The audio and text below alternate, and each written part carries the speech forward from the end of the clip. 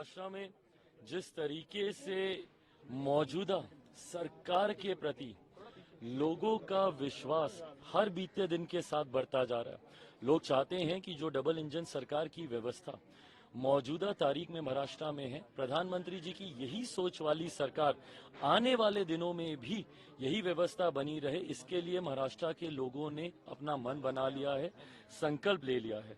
आज जब मैं यहाँ पर आया हूँ, लोगों में वो जोश, वो उत्साह देखने को मिलता है हम लोग के गठबंधन के प्रति, और ये स्वाभाविक भी है। जिस तरीके से मेरे प्रधानमंत्री जी के नेतृत्व में देश ने बड़े बड़े फैसले लेकर देश ने विकास की राह पर आगे चलने का काम किया, और जहां जहां पर भी हम लोग की सरकारें हैं, उन डबल इंजन की सरकारों ने उन विकास की योजनाओं को सरलता से धरातल पर उतारा।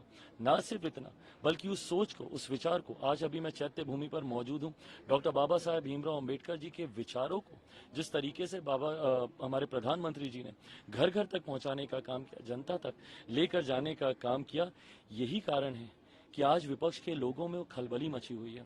जिन लोगों ने कभी डॉक्टर बाबा साहेब भीमराव अंबेडकर को सम्मान देना जरूरी नहीं समझा, कभी उनको पसंद नहीं किया, आज उन्हीं के बनाए हुए कॉन्स्टिट्यूशन को ये हाथ में ले लेकर ये लोग घूम रहे हैं। इससे पहले इनको बाबा साहब की याद नहीं आई? 89 से पहले पूछे इन लोगों से कहाँ थे? आज जब ये लोग फॉल्स नैरेटिव सेट करते हैं, बोलते हैं कि आरक्षण समाप्त हो जाएगा, संविधान की हत्या हो जाएगी, लोकतंत्र खत्म कर दिया जाएगा, पूछिए ना, जब आपको आरक्षण की इतनी चिंता थी तो क्यों नहीं जिन्होंने आरक्षण के प्रावधान बनाए बाबा साहब, 89 से पहले उनकी एक तस्वीर तक इन्होंने भारत की संसद में लगाना जरूरी नहीं समझा, जबकि वो संसद उन्हीं के बनाए हुए संविधान के आधार पर कार्य करने का काम करती है। जबकि इनकी पार्टी और इनकी पार्टी में भी एक ही परिवार के 3-3 लोगों की बड़ी बड़ी तस्वीरें उसी सेंट्रल हॉल में लगी हुई थी। ये इनकी सोच को दर्शाता है। इन्होंने हमेशा बाबा साहब को अपमानित करने का काम किया। जय भीम के नारों से इन लोगों को आपत्ति होती है। ये कांग्रेस की वो सोच है जो चाहती ही नहीं कि समाज में एकता की भावना रहे, ये चाहती ही नहीं कि बाबा साहब के विचार धरातल पर उतरे। इसीलिए फॉल्स नैरेटिव सेट करके लोगों को बांटने का लोग प्रयास करते हैं, कभी आरक्षण के नाम पर, कभी संविधान के नाम पर। मुझे बताइए ना, 5.5 महीने हो गए लोकसभा में ऐसे ही घूम घूम के विपक्षी नेता बोलते थे कि पीएम अगर तीसरी बार पीएम बन गए तो आरक्षण खत्म कर दिया जाएगा, तीसरी बार एनडीए की सरकार आई तो संविधान खत्म कर दिया जाएगा। मुझे बताइए ना, किसका आरक्षण छीना गया इन 5.5 महीनों में? कौन सा संविधान खत्म कर दिया गया या कौन से लोकतंत्र की हत्या कर दी गई?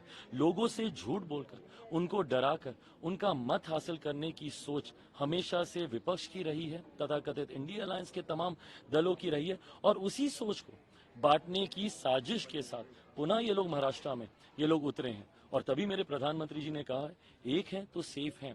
ये हम लोग की ताकत है और इसी ताकत के साथ हम लोग आगे बढ़ रहे हैं। मैं मानता हूं 23 तारीख को जब चुनाव परिणाम आएंगे तो एक बार फिर महाराष्ट्र में एनडीए की सरकार बनेगी। झारखंड में भी, वहां पे भी मैंने काफी जगह प्रचार किया है, झारखंड में भी मौजूदा हेमंत सोरेन जी की भ्रष्ट सरकार से लोग तंग आकर पुनः प्रधानमंत्री जी के सोच वाली सरकार को 23 तारीख को बनाने जा रहे हैं। सर, युवा नेता ऐसी पहचान आपकी पूरे देश में है। ये जो कॉन्स्टिट्यूएंसी वर्ली, यहाँ से महाराष्ट्र की युवा नेता जो जाने जाते हैं आदित्य ठाकरे, वो भी इलेक्शन लड़ रहे हैं, तो काफी बार एनडीए पर अलग अलग अटैक करते हुए देख रहे हैं आप। उन्हीं के सामने एक और युवा नेता और मेरे साथी देवराज जी भी यहाँ से चुनाव लड़ रहे हैं, तो मैं मानता हूँ कि पूरा समर्थन उनके साथ है और वो जीतेंगे।